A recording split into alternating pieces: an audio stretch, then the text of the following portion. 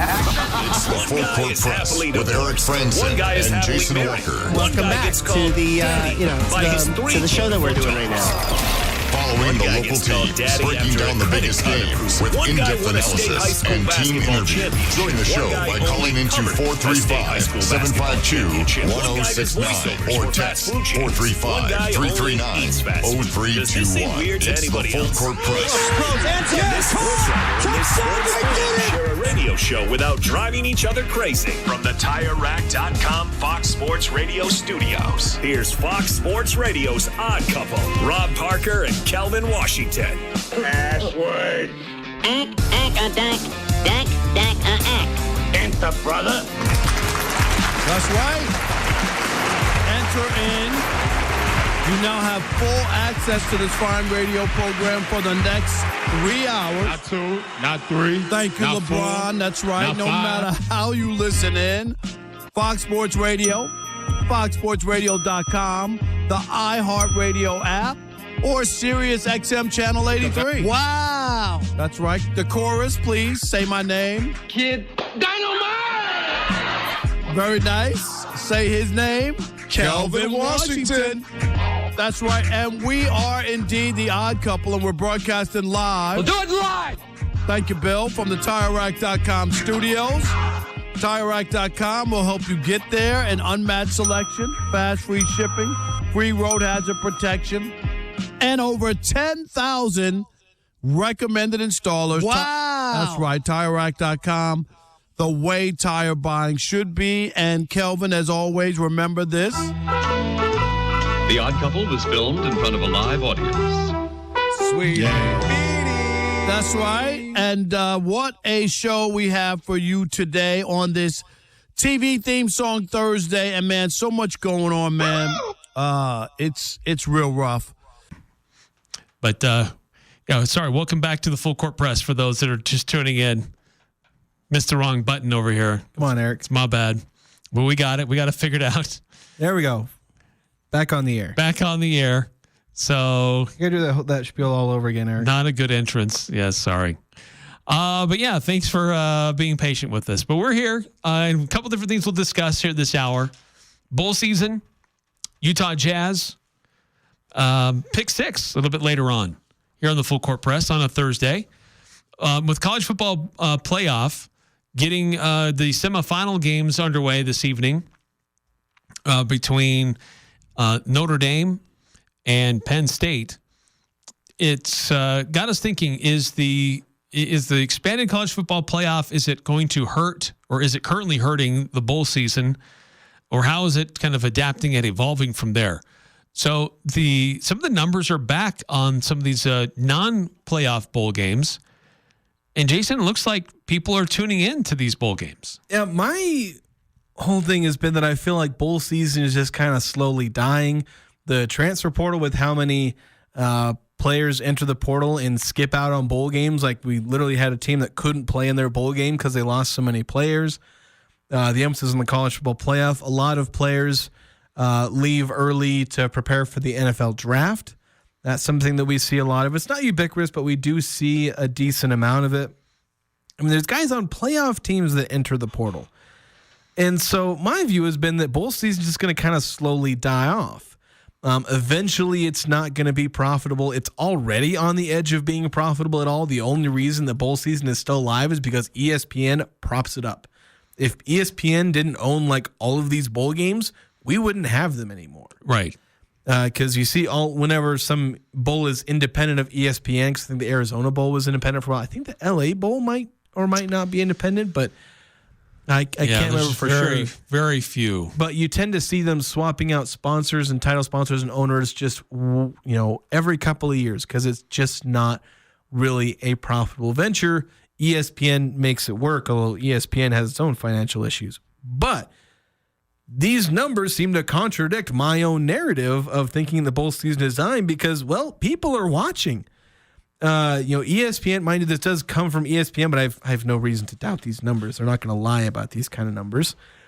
Basically going through just about all of these bowls and saying like, oh, so many of them had like their best viewership in years, some of them best ever, or others, best in 10 years, best in 5 years. Like, look at this, the Alamo Bowl, most watched that they have on record, going back to before I was actually born.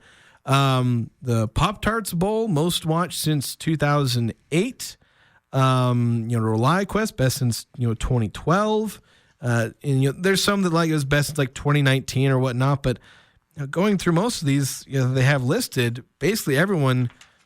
The majority of bowls, there's probably a handful. I don't think this is an exclusive list of every bowl game, but the vast majority of bowl games had one of their best viewership years in half a decade or longer. So clearly people are tuning in to watch these games. They're tuning in to watch their team. And it seems that bowl season, as far as fan interest, is still pretty healthy. Well, and I think that there are a couple of things at factor here. There were some great games this year in bowl games. Certainly the college football playoff will play some of a role in that. Most of their games really haven't been that exciting. But outside of that, there have been some great finishes. We had a 5 overtime game. We had a 6 overtime game, a couple other multi-overtime games down to the wire, games decided by one possession, one score. And so we've had a lot of exciting football games in the bowl season. So I think that has a large role to play in this. But I also have noticed how bowl season has been morphing a little bit, in that and unfortunately this isn't happening for all of them, but I like the evolution of the bowl season for not all bowls, but there are a number of them that are getting it right. And those that are getting it right are those that have something that's quirky or odd that people are just going to tune into for the quirky, odd factor, weirdness, like a dancing Pop-Tart. Yeah, well, it's stuff that comes out of or that gets put into a giant toaster to say goodbye, and then a literal Pop-Tart comes out that people eat. Yeah. You get to eat the mascot. I mean, weird stuff like there's a dancing Cheez-It thing that in the Cheez-It Bowl that does a lot of weird stuff in the course of that game. So the weird mascot, or like the Duke's Mayo Bowl where they dump a big tub of mayonnaise on top of the winning coach. That's just disgusting. There's some quirky, weird things like that. But then you also have the growing celebrity factor with bowl games. This happened with the LA Bowl when the Aggies went to it, and Jimmy Kimmel did a bunch of weird stuff around that. Then it went to Gronk, and he was doing some weird things around that bowl game. We saw it at the Arizona Bowl this year with Snoop Dogg doing stuff on the field, being in the broadcast booth for part of it for the call. So there are some quirky things that are happening with bowls. Those that get it recognize, like, this is a one-off game. We're going to try to do something just kind of off the wall because we can, because it's one game, and that's part of it. But we've also been blessed with just some great football performances on the field. Yeah, and unfortunately, I kind of missed it because I spent most of the bowl season sick, so I missed out on gems like the Hawaii Bowl and the Game Above Sports Bowl, a couple of overtime games. Did those really go to 5 and 6 overtimes? Oh, it was bonkers. Yes. I was not paying attention during those games. It's a shame because you had some dang good ones. But yeah, my kind of question though is this kind of sustainable? Because I think you're on point there with some of these being unique and having good games, and then you do things like put a dancing Pop-Tart on social media and TikTok, and everyone tunes in to see that craziness. But is that going to be sustainable? Like, are they going to be able to keep this kind of interest as focus shifts to the playoff? We've had this seismic shift in discussion toward the playoffs, people paying attention to the playoffs. Yes, mind you, they still paid attention to the other bowl games, but is the playoff eventually going to drain it? The only sample size we have says the answer is no. There will still be attention paid to this. But I don't know, I feel like I still have my doubts that bowl season is going to be able to stay alive long term. But I don't know. So far, the data contradicts me. So I'm kind of stuck here with my own stubborn thoughts and the data that contradicts me. Yeah. Because bowl games used to be mostly about we're bringing people in from outside of our area. It's a chance to highlight our culture, our economy, in a national moment on the national stage. Bring teams in to experience some things that are unique to our area, and we hope we have a good football game as a product. But that's kind of evolved. Not to say those things still don't matter, but it's evolving to more of the spectacle, the entertainment of it. I mean, the famous Idaho Potato Bowl with Spuddy, the mascot, bouncing around, that doesn't really do anything. But dumping the winning coach with a big thing of French fries, yeah, that's kind of interesting. A giant potato outside there. Okay, so there's a few little things they can do, but they need to get a giant potato mascot that goes into a giant replica of a deep fryer, and then they rolls out. It's got a bunch of sour cream and cheddar cheese on it. Yeah, or like another one that goes into like some fries or something like that. They got to do something like that. Yeah, but to say we're going to do a bowl game somewhere in a warm climate with some generic sponsor and just call it the whatever bowl game in whatever destination and just leave it at that. Yeah, that's why it's like, okay, I really don't have interest. I don't care about these two teams. Maybe it's a unique matchup that's not normal, but yeah, there's not a lot of sizzle beyond that.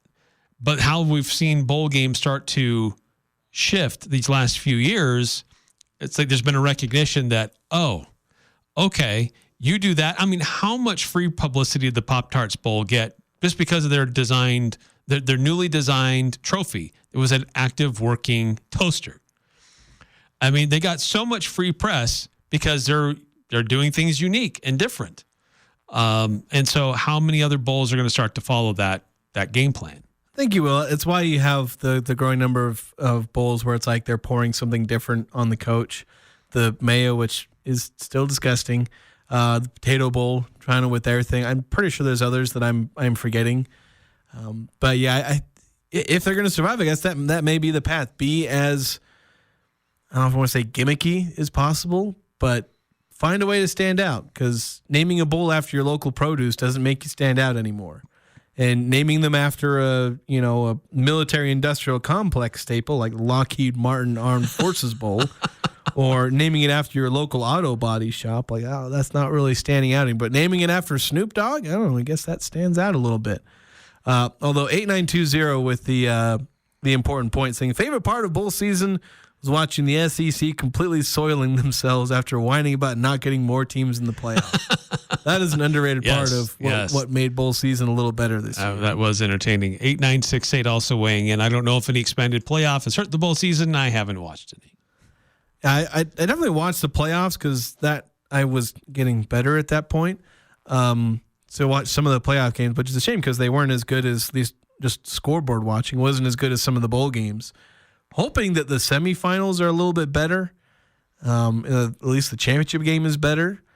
But I think it's been an improved quality. So maybe that's part of what happened. I think want to see new sample size, want to see how these bowl games adapt to, the social media world. I think the fact that, the Pop-Tarts Bowl went viral.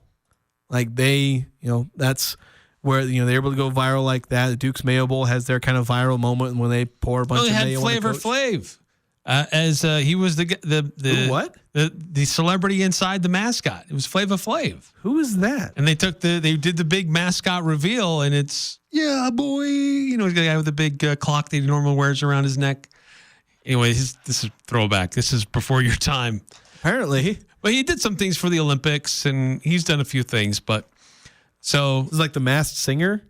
I guess we're gonna do that. We're gonna have the maybe that's what we need to do next. We're gonna have the Masked Singer Bowl. Guest celebrity.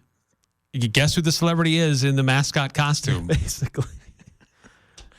But you know what? It also helps that we had good games. That helps tremendously. Gimmicks are fun to talk about, but if you don't have a good game, that doesn't keep people around. And this year we had good games that kept people around. Even the FCS playoffs had strong showings. They had exciting moments. So really it kind of illustrates college football. Well, football in general is king, and we've been strongly reminded of that this year. Yeah, people want to watch football, like in college football or the NFL. That's what they're wanting to watch. And if you give them good football, I guess maybe that's the biggest key is find a way to get good football games. Find a way to, if you get people on these gimmicks, I guess. But yeah, like when I'm, if I'm looking to watch a game, what I do is I pull up all the scores and I see which game is close. And if a game is close, I turn it on and I watch. And if none of the games are close, then I don't know. Sometimes I just won't watch. But and I imagine a lot of the country is like that. So they may not be watching the beginning, or maybe they are watching the beginning, but they stay because it's close, or they pick it up in the second half. And you get all over social media. People are like, get to this bowl game because we're in like third overtime.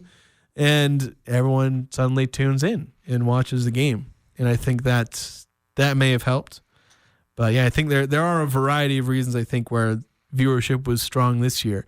And I think it would probably be good for college football. I've kind of been skeptical of whether the bowl model has been good for college football in general. But I don't think it would be a bad thing if bowl season ended up being strong. And if they find a way to figure out all the transfer stuff going on during bowl season, then it'd be even stronger. Hopefully we keep getting good bowl seasons as far as results and, for the health of the sport, good viewership. Yeah. I had high doubts that the expanded college football playoff would, not that it wouldn't succeed, but how, maybe I'm not wording this rightly, I had high concern about the bowl season and how well it would survive alongside an expanded college football playoff. Not that I really care that much about bowl season, but I was questioning how healthy it would be with an expanded football playoff, because those games mean more. But we've seen that so far, it's fine. Not everybody's going to make the playoff, and you can still have a great football game between teams that are not in the college football playoff. Yeah, if you can have a fun celebration, or even treating these bowl games as little mini festivals in their own sense, and I think that would be good. And the appeal of bowl season, at least to me, has always just kind of been the volume of games. You have a game a day for like almost a month. If the games are good, more people watch. If you give people reasons to watch, it's good.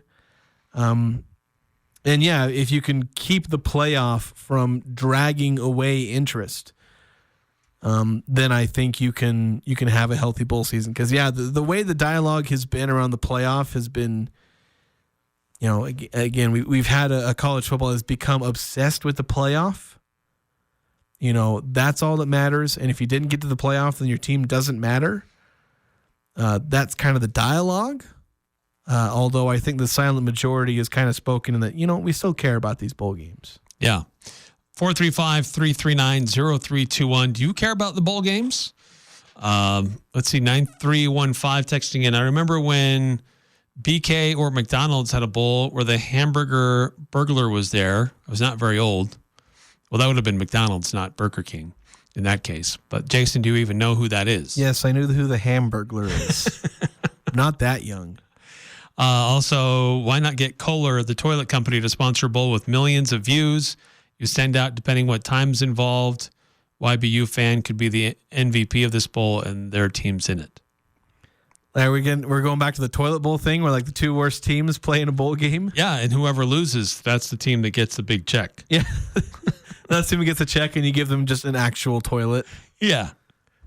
I mean, you can make it like golden or something like that. golden toilet. Do you think if that actually happened, if that were a thing where you had the toilet bowl and the two teams agreed to play in it, and the losing team got the trophy, would they put that in a trophy case? That's such an insult. Yeah. Right? I mean, no one in the right mind should accept that invitation. Yeah, nobody would actually go. You did it with 2 4 and 8 teams, I guess, to play. If you offered them $1 million each to be the basically a whipping boy, just to go. Can you be the poster child for futility? Yeah, it's not. That as fun of an idea as you have to think about who would actually accept that invite, and basically nobody. No. That's terrifying. So imagine how many overtimes there would be so somebody could lose. Oops, I missed the pass. Yeah. So they're trying to get the trophy on purpose. Dropped the ball again. It's like defensive lineman comes up. Here you go. Run that way. Yeah. Can I pick you up and take you there? And the guy takes it and runs backwards for safety. 435-339-0321 to join us here on the Full Court Press. Let's talk about the Utah Jazz for just a minute. Walker Kessler has been fantastic. He's having a great run here lately. He had a very strong rookie year, a bit of a step back his sophomore season, but he's resurging again and doing a really solid job despite Utah Jazz not having very many victories. But how is he doing in comparison to what they gave up to get him? So we'll discuss that next here on the Full Court Press. Les Olson IT is your source for top quality technology. We carry the latest desktop and laptop PCs in stock, configured to your specific needs, and backed by our award-winning support team. And if your business demands high-performance hardware, we offer custom-built computers that can tackle any task. We also offer great computer accessories like monitors, keyboards, speakers, Fujitsu document scanners, and more. Get a quote today. Les Olson IT. This is Kyle at Advanced Door, and we guarantee every garage door we install for a lifetime, parts and labor. That's every door, every spring, every roller, every track, every motor. The entire garage door system guaranteed for a lifetime, parts and labor. We're Advanced Door, and we guarantee you'll be hearing this for a long time. Find out more at advanced-door.com. That's advanced-door.com. S.E. Needham Jewelers is where Utah gets engaged. We offer a large selection of personalized service and extraordinary benefits with our integrity price guarantee. At match quality, you'll find our prices to be as low or lower than any store in the state. We consistently beat any 50 to 70% off sales, internet pricing, or so-called wholesale deals. In fact, we even price our diamonds at internet pricing. So you'll get S.E. Needham quality at internet prices. Open Monday through Saturday, 10 to 7, where Utah gets engaged. S.E. Needham Jewelers, middle of the block, at the sign of the clock. The Aggies are number one here. The Full Court Press. Connect with us on Facebook, Twitter, and online at 1069thefan.com.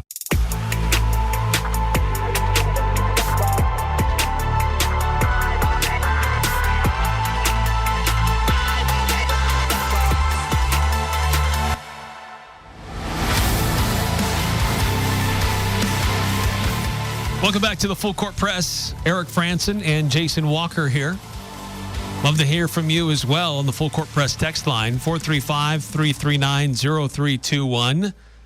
Got this from 5253, giving a recommendation. Relegation Bowl, best FCS versus worst FBS.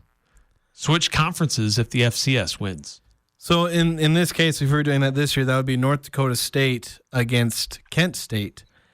And we were looking at it. I noticed Kent State had been having a rough year because their defense at times was comparable to Utah State's. Kent State ended up going 0-12. They had the 134th ranked defense, and they had the 134th ranked offense. Dead last in both cases. Not good.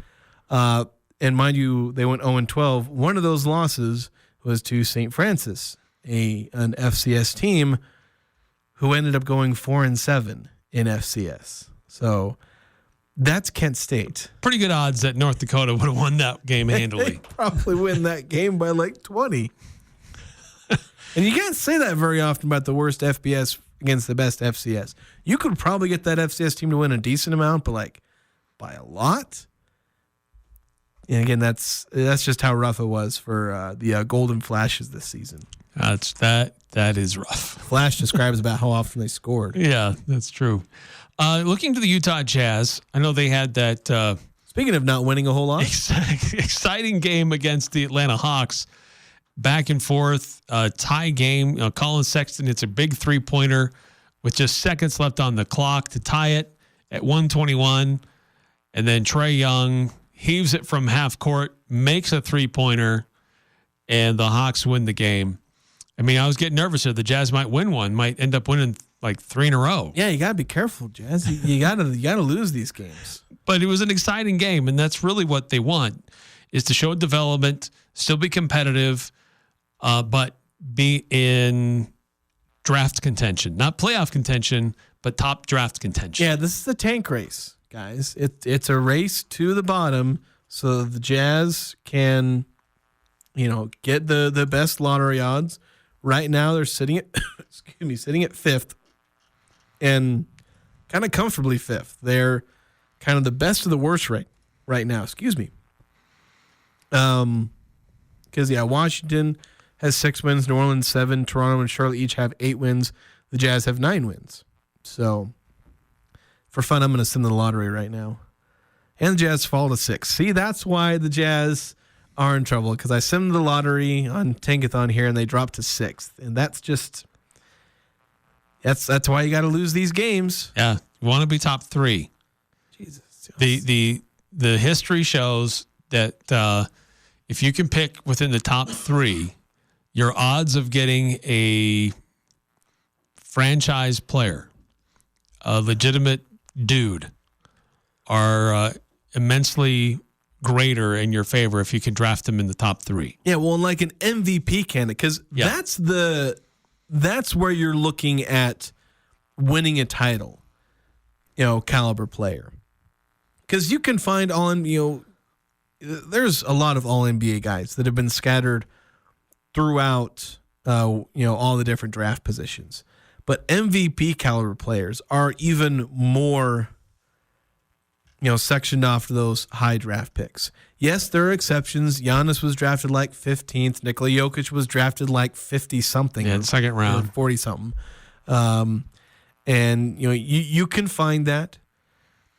But you're generally going to be finding those MVP caliber, those, guys that can take you to an NBA title. They're going to be found in that top 5 way more often than not. Again, you can find the exceptions. They do exist. Heck, the Jazz, when they drafted Karl Malone like 11th or something like that, something in the kind of what we would call late lottery, 2-time MVP, help the Jazz get to the finals. But again, your best chance, you're playing an odds game. That's what the Jazz are doing.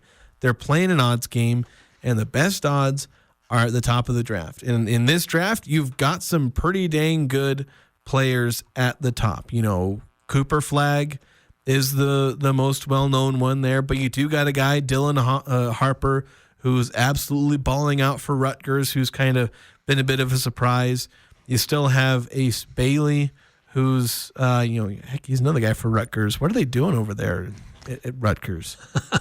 Now, these are the guys that are at the top of the mock draft I'm looking at. But, once you're getting beyond 1 or 2, or maybe you're finding kind of some of these special guys, you're dipping into territory where you're not as sure how super dominant these guys can be. I know they got that kid at BYU, Igor Demon, who's still projected top 5, but when you're getting further down, it's kind of worrying. And I don't know. So I'm kind of worried about the Jazz being at 5th. Yeah. With Zion Williamson coming back, returning from health, returning from injury. It's like he's always returning from health. He's always returning from health to injury. Yes. I would see New Orleans. I would expect them to start winning a few more games. So they announced that he was coming back, but then they announced that they were going to rest him. So it was like, what the heck, guys? Can't have it all back just yet. So yeah, be interesting to see how that those standings change over the next little bit with his return.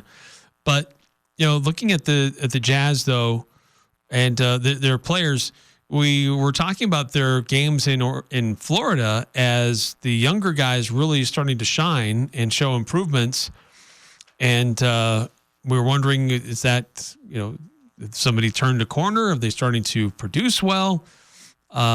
But against the Hawks, it was the veterans that came out and played well. I don't know if that's because they wanted to show Quinn Snyder they could still ball or what. I don't know. Lauri Markkanen had a huge game. How many of them played under Quinn Snyder? Well, that's a good question. Clarkson. Clarkson would have, and that's about the only probably about it. I think that's the only one I can think of. Because a lot of these other guys were involved in the trades that happened after, or are new guys that have been drafted since then. But Lauri Markkanen had a big game. Colin Sexton had a big game. But somebody that we've liked to talk about here recently is Walker Kessler. 21 points, 10 rebounds, 3 blocks in that game against Atlanta.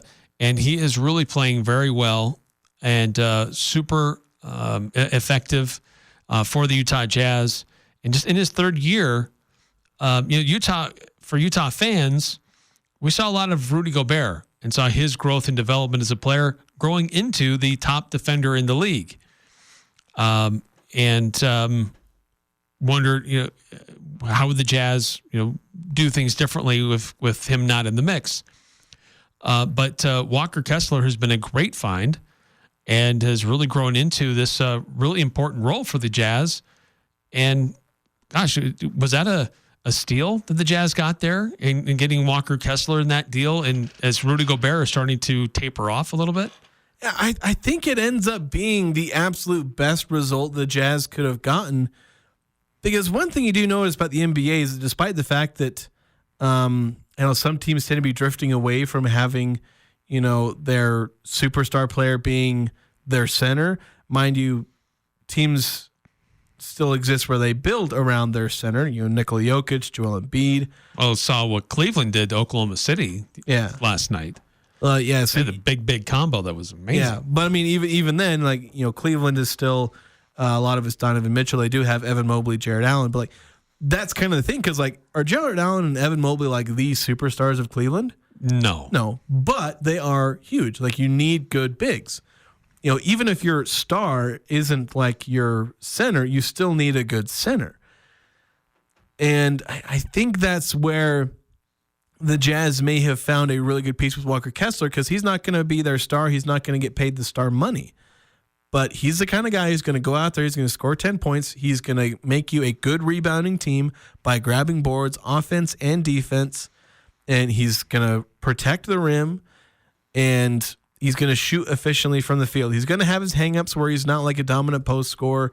He'll struggle to hit free throws like a lot of centers do. He's not going to stretch the floor. I know Walker Kessler is trying to become a good three-point shooter, but hasn't really developed the ability to have volume three-point shot. I know technically right now he's shooting 50% from three, but that's on a handful very, of very threes. rarely shoots. Yeah, once in a blue moon he'll attempt one. So Walker Kessler is giving you everything you want out of a center. He's not costing you a lot of money and isn't, part of that's because he's on a rookie scale contract. But even if he gets an extension with the Jazz, it's not going to be that expensive. Whereas with Rudy Gobert, if you asked me straight up on the same contract, do I take Walker Kessler, Rudy Gobert? I take Rudy Gobert, and I do it every time. But once you add all of this context, Rudy Gobert getting paid dang near $50 million. He gives you everything you want out of a center, plus the fact that he's a walking defensive, walking top 10 team defense unto himself. That's who Rudy Gobert is. There's a reason he has 4 Defensive Player of the Year trophies. He's earned every single one of them, and maybe 1 or 2 that he doesn't actually have. Mm-hmm. So that's what Rudy Gobert brings, but is that, and this was the debate that the Jazz had to have when they had Gobert on their roster. Is he going to help lead you to a championship when you're paying him, by most accounts, when you're an all-NBA guy, when you're, at the time, 3-time Defensive Player of the Year, that adds up to earning a $40+ million contract. But does paying this, this type of player lead you to a championship? The answer for the Jazz kind of ended up being no. And I kind of agreed with that assessment. I felt that as much as Rudy Gobert had kind of earned that paycheck, if you're in the game of winning championships, then you've got to play this game of pay the money to the right players. And for Walker Kessler, he's giving you enough of what Rudy Gobert gave you at an absolutely minuscule fraction of the price. Again, he's not Rudy Gobert. I know statistically you can go down the list. I'm looking at a comparison right now where Kessler has the advantage in points, rebounds, assists, blocks per game, field goal percentage, effective field goal percentage, even catch-all metrics like box plus minus and value over replacement player. By the way, I'm taking this from an SLC Dunk article. I should give props to them for where I'm stealing this information from.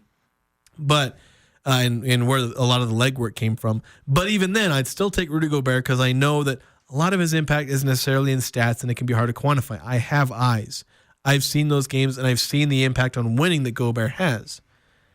But I think in the end, it's best for the Jazz to have Walker Kessler because you have the cheaper version that gives you everything you need, and you can invest in areas that help you win games, in wing players, in versatile perimeter defenders, the ability to play small ball at times. And maybe Kessler has to take a seat for games where you need to play small ball, but you have him there for when you need to walk out a guy who can go out there and get, maybe there's a game where he gets 18 rebounds and is the MVP of the game because the other team couldn't stop him. And so I feel like that's where you end up taking Kessler over Gobert, is you're basically looking at the economics of all this and the analytics of team building as opposed to what one individual brings on the box score or, what they're capable of providing to the team as far as winning. Yeah. It will continue to be interesting to watch what they do with him because he's a guy who, if he continues on his trajectory, could demand a lot of money. And if the Utah Jazz aren't willing to pay that level, someone else might, likely would. So the window to utilize and take advantage of his cheap salary, it's not very big. Yeah, and that is something that I do really worry about.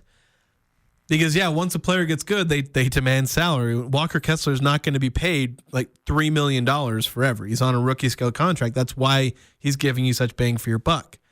It kind of happened to the Knicks with Isaiah Hartenstein, where he was, I remember watching him in the playoffs where he was just a monster.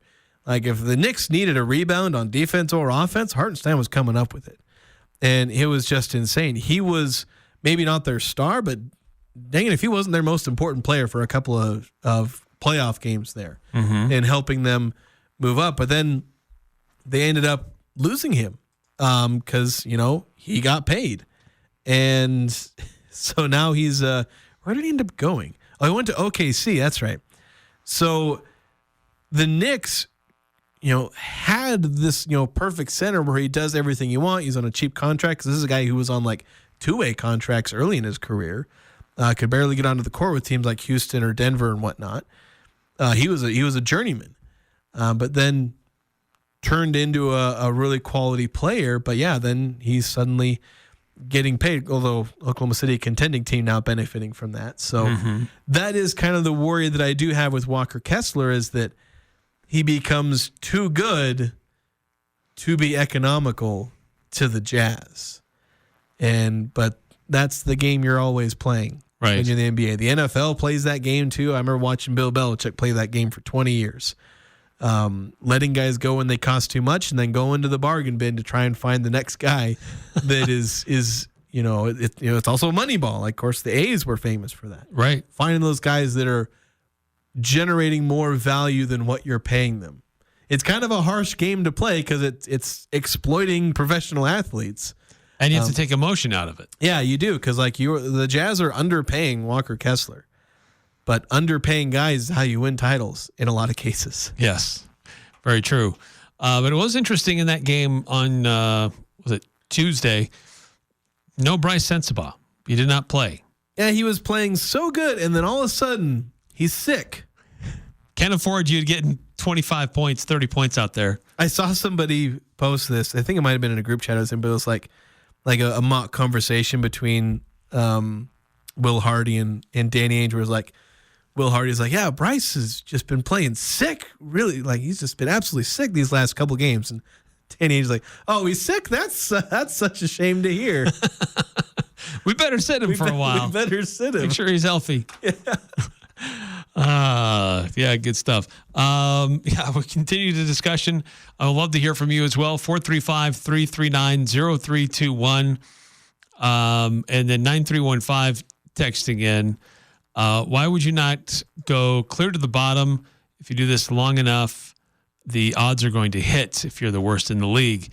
Yeah, we'll discuss that coming up next. More about the draft position for the Utah Jazz. Complete opposite of the playoffs. Yes, and what the odds are looking like for the Jazz and who might be out there. We kind of touched on it a little bit, but we'll continue that discussion next here on the Full Court Press.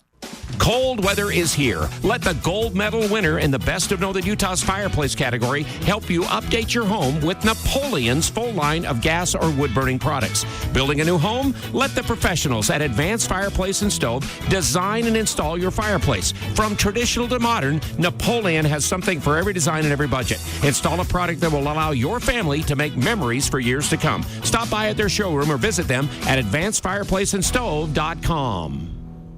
Looking for the perfect cure for those post-holiday blues? The Riverwoods Conference Center is hosting a dinner and comedy night with Dave Burley on Sunday, January 26th from 6 p.m. till 9 p.m. Enjoy a night of gut-busting laughs with clean comedian Dave Burley. His jokes are so funny you'll need a napkin for the tears, not the ribs. Speaking of ribs, you'll be feasting on a gourmet buffet of mouth-watering baby back ribs, flavorful chicken paprika, and more. Food, fun, and fabulous comedy. What more could you ask for? That's Sunday, January 26th. For tickets, visit theriverwoods.com or call 750-5151. Every question is a great question at Adams Wealth Advisors. Do we have enough money for retirement? Can we finally plan that trip? With the ups and downs of the economy, are our portfolios recession-proof? This is Craig Adams. At Adams Wealth Advisors, we are here to help you receive peace of mind, whether you've done a lot of planning or a little planning.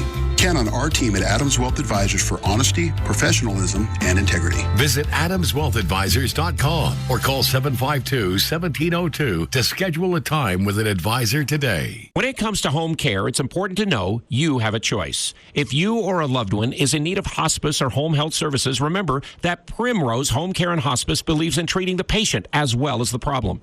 We work directly with you and your doctor to create a health plan that's catered to your needs. Our team is devoted to providing options in the freedom and safety of your own home. Visit us at primrosecare.com or call to schedule a free consultation. Primrose Home Care and Hospice, your local hospice and home health provider since 2006. Interviews, analysis, and a little bit of fun mixed in. The Full Court Press on Sports Talk Radio, 106.9 FM, 1390 AM. The Fan.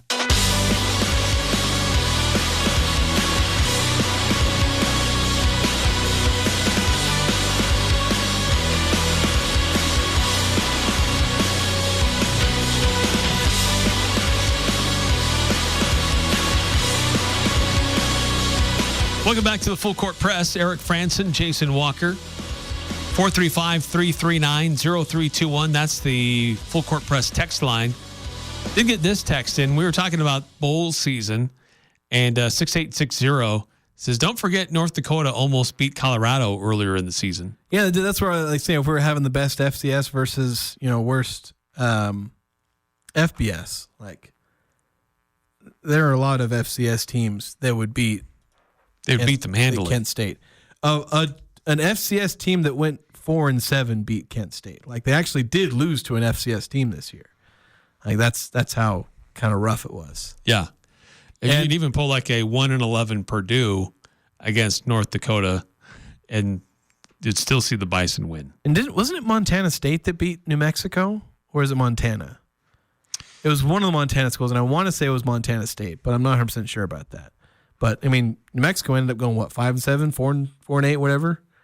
And they lost to one of the teams that made the FCS title game, if I'm not mixing up the Montana schools. Yeah. But we were talking about the Utah Jazz just a minute ago, and certainly they're in the draft hunt, the race to the bottom. Tank race. And they're not, they're doing an okay job at it, but other teams are doing it better. They were doing it better until like a week ago. Yeah, Jazz all of a sudden picking up a few extra wins, and it's going to be hard to be worse than Washington. It's going to be hard to be worse than some of the other teams currently in the NBA playing this game. Washington only has 6 wins. New Orleans has 7, but with Zion coming back, their fate may change a little bit. Toronto has 8. Charlotte has 8. Utah has 9. So that's the company that you're in. in the race to the bottom. And so right now, Utah is currently in 5th position with worst record. Yeah, and when you look at you simulate the lottery and do things like that, just kind of run the numbers, you're just about as likely to fall a spot or two from 5 as you are to go up. Like, that's kind of where the odds are. It's not a great place to be if you're hoping to get like a generational prospect, because like right around 5 is where that fall off kind of tends to happen. It's not like you'll never get a good player at 5, but the generational prospects, the once in a generation player, they're drafted like every single year. That are at number 1, like Cooper Flagg. He's really highly touted. He's seen as a guy who can be a franchise transformational type of guy. At least that's what he was billed at a little while ago. I know once you get to this part of the year, people start writing all their hot take pieces about, is he actually that good? And we've seen some of that, especially because now we're seeing him play at the college level. And he's had some ups and downs, more ups though, because he is playing good. But yeah, the thing is, you want to be in that top 3 because that's where you're getting some really good players. There are some really good players at the top of this draft. Well, you have the strongest odds. It's flat, right? Yeah. Whether you're the worst or the 3rd worst, doesn't matter. The odds of getting the first pick are the same. Yeah. Although the higher you are, the less likely you are to fall lower. Because, like, for instance, number 1, you are guaranteed to not fall further than 5th. That is the furthest you can fall at absolute worst. Although the odds aren't actually that bad that you, or I don't know, aren't good or bad. Like, there's actually decent odds that you do fall to 5. That's kind of the rough part of about having the worst record, is you actually have better odds to fall to like 3, 4, or 5 than you do to actually keep the pick. But still, the odds are better of getting the top pick if you're inside that top, 3 or so. And so it's just kind of tricky if you're the Jazz, and like right now, mock drafts have them taking VJ Edgecombe out of Baylor. And I just don't like that. Not to bag on Edgecombe, but it's like, he's a 6'3" guard.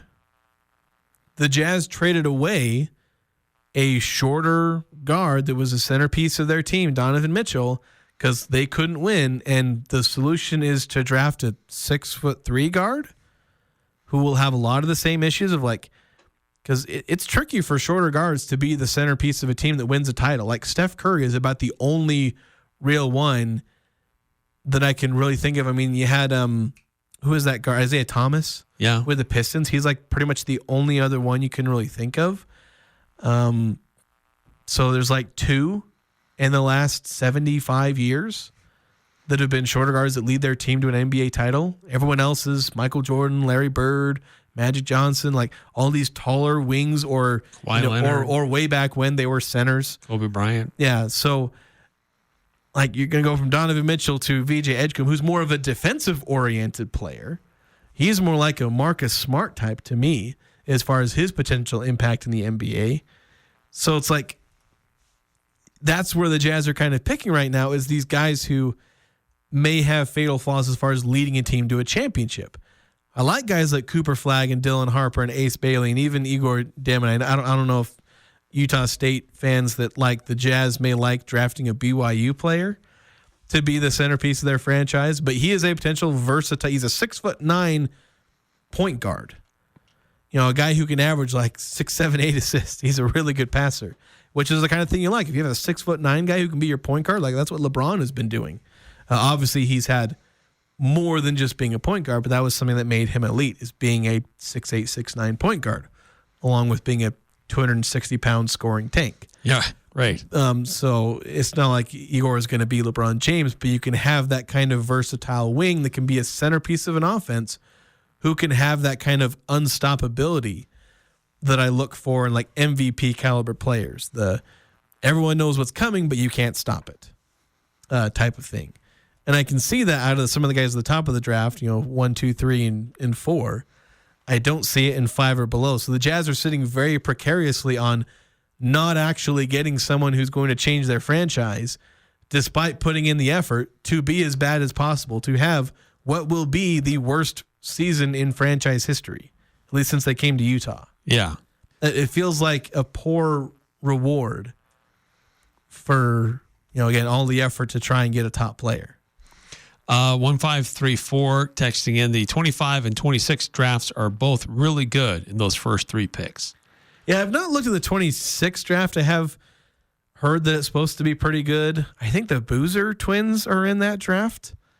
And it's AJ DeBonsa from Utah Academy. Yeah, so there's highly touted.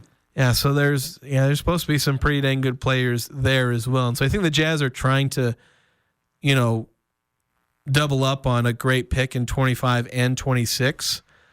But you like to get top 3 or 4 in at least one of these two. That's what you really need. And I like to get it sooner rather than later, just because that means that you're not delaying. Like if you get your superstar player in 2026, you're delaying your timeline as far as trying to compete by yet another year. If they get Cooper Flagg this year, they can start their upward, trajectory next year. Yeah, right away. Whereas if you get like the 6th pick in the draft here, you have to kind of tank again and try and be the worst possible, all while still developing guys who are actually slowly getting better, like Walker Kessler, and you're going to get Taylor Hendricks back. Like it'd be so much easier if they got their, 1, 2, or 3 number pick in this draft as opposed to trying again to get a top 3 pick next year. Quick text before we hit a timeout from 1534. Jazz got to tank this year and next, in my opinion, which stinks as a fan. Yeah, they kind of got to do it both. Like I say, if you got the Cooper Flagg this year, you'd still be tanking because Cooper Flagg's not really going to move the needle for the Jazz if you were on the team next year. So they'd still need a tank, but maybe they get like 5th or 6th pick as opposed to 1, 2, or 3, and it's just another supplemental guy.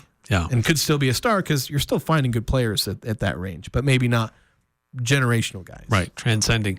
All right, we got to take a timeout here in the Full Court Press. When we come back, pick 6. We'll try to predict what will happen this weekend. Invite you to shout out your answers at the radio and play along with us. We're thrilled to announce the grand opening of the new Cache Valley Bank Preston branch on Friday, January 10th from 10 a.m. to 4 p.m. This is Ashley Nate from Cache Valley Bank. We love being part of the Preston community and can't wait to welcome you in our new location where you can find the same personal service that you've come to know and trust from Cache Valley Bank. We hope to see you there on Friday, January 10th from 10 to 4.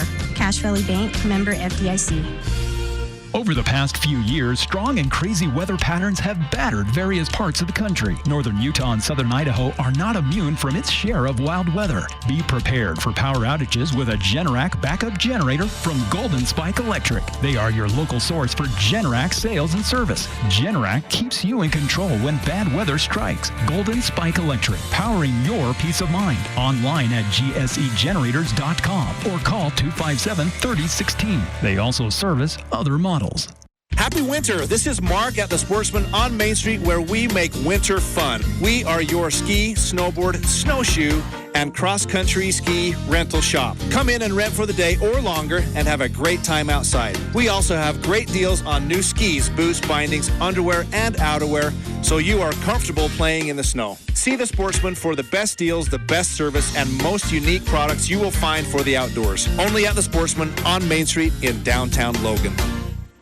Whether you're a farmer working the fields, a homeowner tackling weekend projects, or a contractor building the next big thing, you need a Kubota machine that works as hard as you do. And Cache Equipment is home to all your Kubota equipment, service, and parts needs. From plowing fields and clearing land to digging trenches and moving material. Come see why Cache Equipment and Kubota are the choice of champions on the farm, at home, and on the job site. Cache Equipment in Hyde Park and online at cacheequipment.com. It's the Full Court Press, weekday afternoons from 4 to 6 on Sports Talk Radio, 106.9 FM, 1390 AM. The Fan.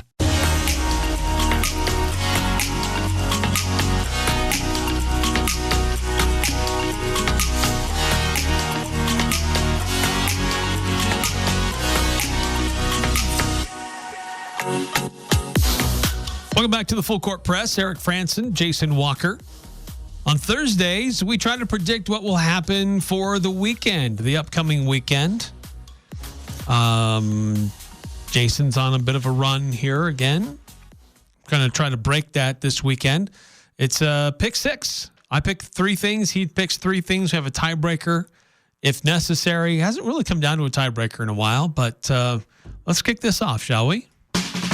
I bet you $20 I can get you gambling before the end of the day. No way. It's the Full Court Press Pick 6. Ever since March Madness ended, I am so bored. 6 things we think will happen this weekend. I don't know how the whole betting thing started, but it's fun. So since you won last time, Jason, you get to decide. Do you want to go first or defer? I'll have you go first this time. Fair enough. Dent and Bird. San Diego State, New Mexico. They'll be squaring off against each other this weekend. So Dent and Bird combined points, 31.5. I'm going to go over. I'm going to take the under. Utah Hockey Club.